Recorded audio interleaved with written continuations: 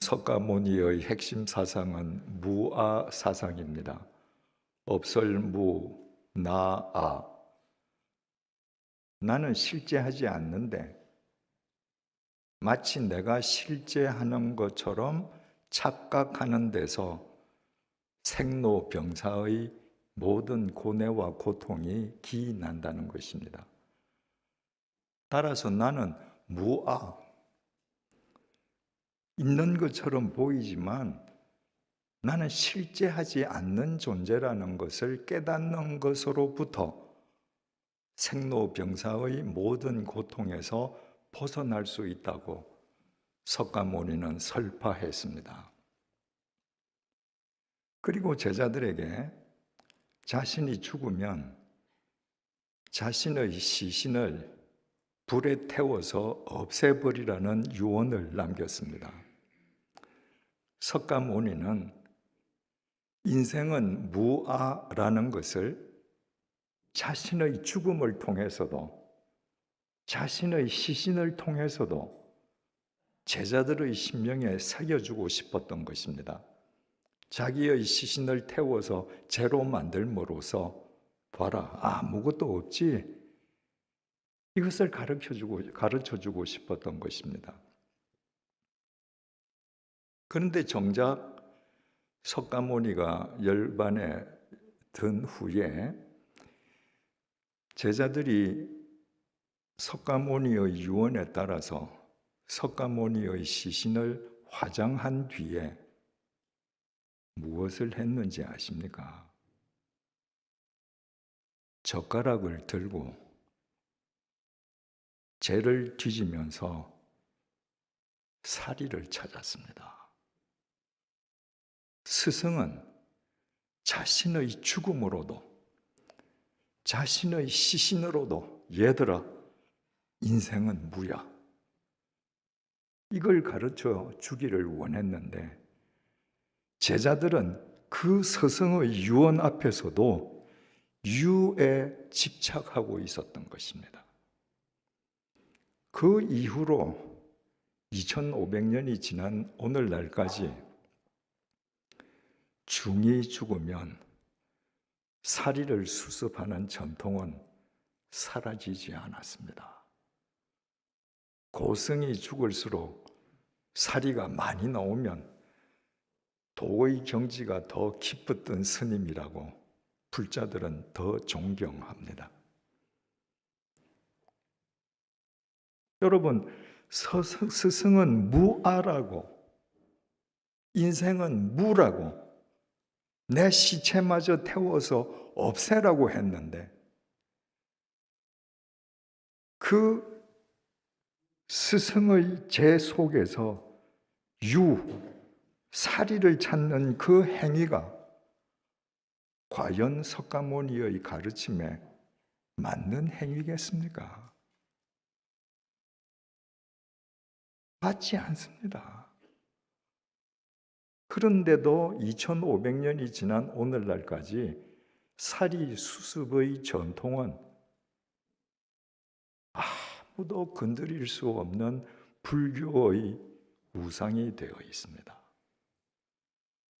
만약에 오늘날 누군가가 자, 오늘 이 시간부터 불교에서 사리 수습 없애! 난리 날 겁니다.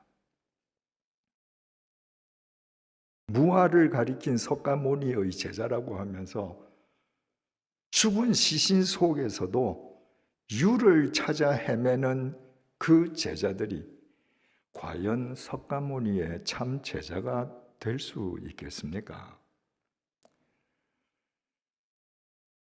인도에서 뭄바이에 있는 시바 신전 제2에 참석해 본 적이 있습니다.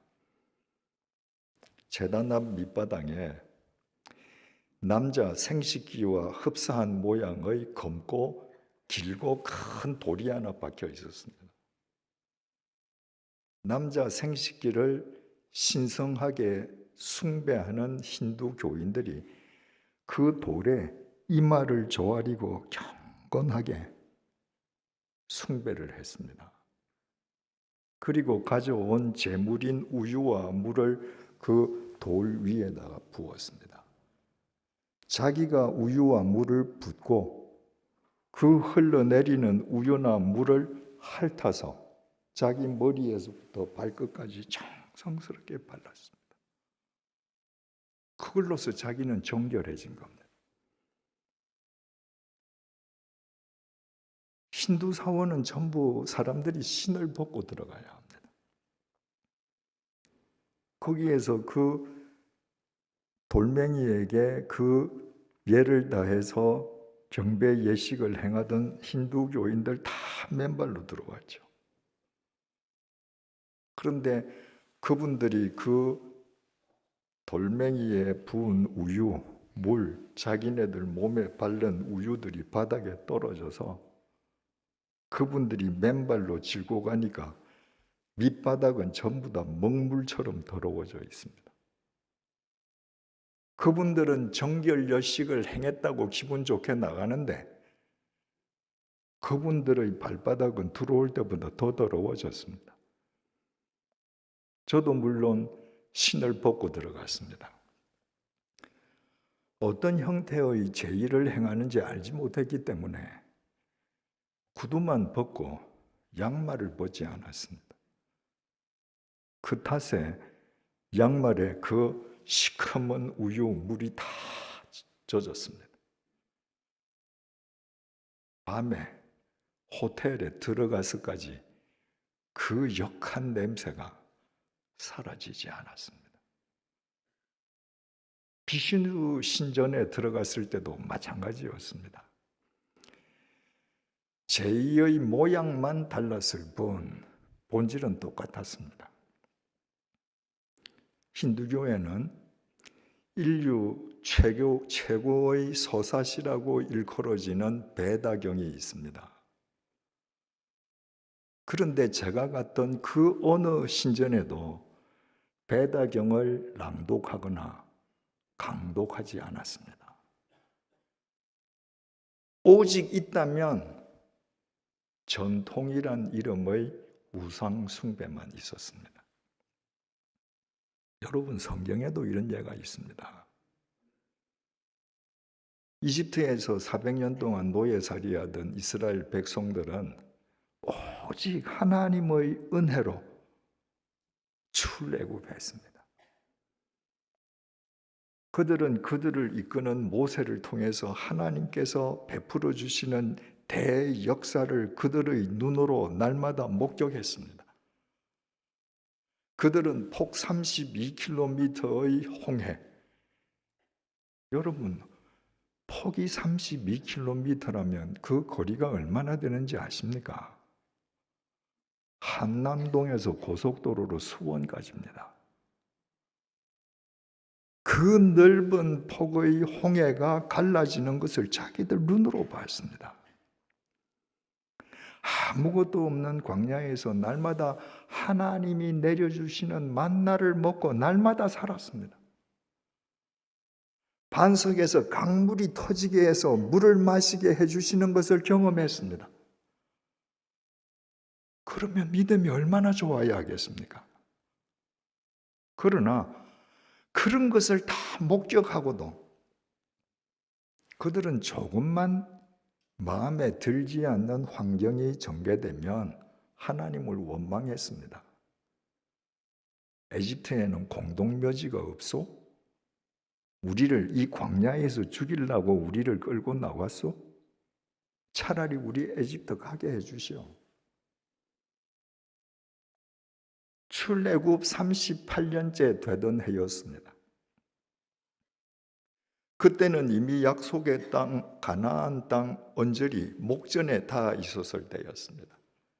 그런데 그때부터의 여정, 행로가 가나안 땅으로 직진하는 것이 아니라 에돔 땅으로 둘러서 우회하는 먼 길로 간다는 것 때문에 이스라엘 백성들이 또 불평하고 하나님을 원망했습니다.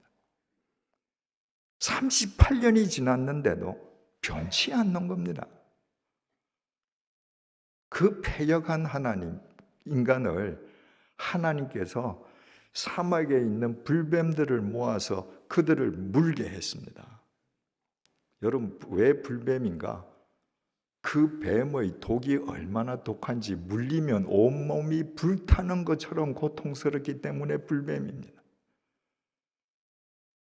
언제든지 언제나 그랬듯이 불뱀에 물려서 죽게 되었을 때 그들은 또 하나님을 불렀습니다. 하나님 살려주십시오.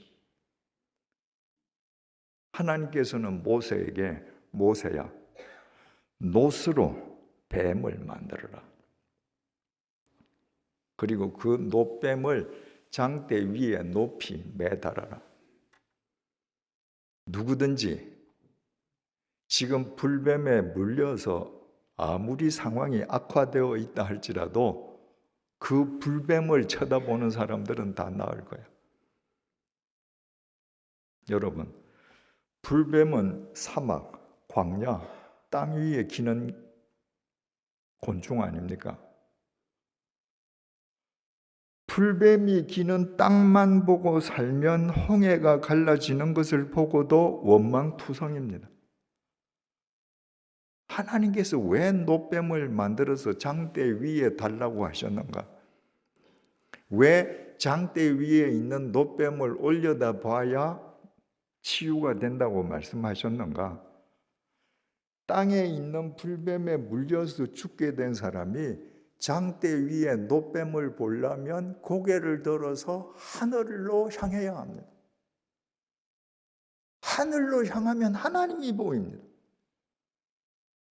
땅에 있는 불뱀만 보면 모든 것이 원망거리고 나는 지금 죽을 수밖에 없는 상황인데 고개를 들어 하나님을 바라보면 불뱀도 생명 없는 놋뱀에 지나지 않는 거예요. 그 믿음을 회복한 사람은 다 살았습니다. 이를테면 하나님께서는 땅만 보고 살아가는 그 패역한 이스라엘 백성들의 영안을 열어주시기 위해서 일회용 도구로 사용하신 것이 놋뱀이었던 것입니다. 그건 단 일회성, 유효성으로 끝난 겁니다.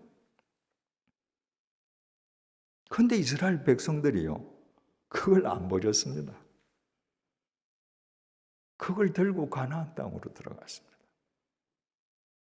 자기네들이 고개를 들어서 그걸 봤을 때 불뱀에 물렸던 독이 다 해독됐거든요. 그 놋뱀 자체가 신성한 성물이 됐습니다. 사람들이 그 놋뱀 앞에 분향하고 숭배했습니다. 몇 년 동안? 700년 동안. 누가 그 놋뱀을 없애버렸는가? 히스기야 왕이 그 놋뱀을 파쇄했습니다. 그리고 그 깨어진 놋 조각을 이스라엘 백성들에게 보여주면서 자, 똑바로 봐. 이건 느후사단이야. 이건 놋 조각에 불과한 거야. 그리고 버렸습니다. 여러분, 700년 동안에 이스라엘을 거쳐간 제사장이 얼마나 많았겠습니까? 율법사들이 얼마나 많았겠습니까? 서기관들이 얼마나 많았겠습니까? 그런데 그 생명 없는 무생물 놋뱀을 700년 동안 경배하는 것을 아무도 제지하지 않았습니다. 왜? 그것이 전통이라는 이름의 우상으로 아무도 건드릴 수 없는 권위를 갖고 있었기 때문에.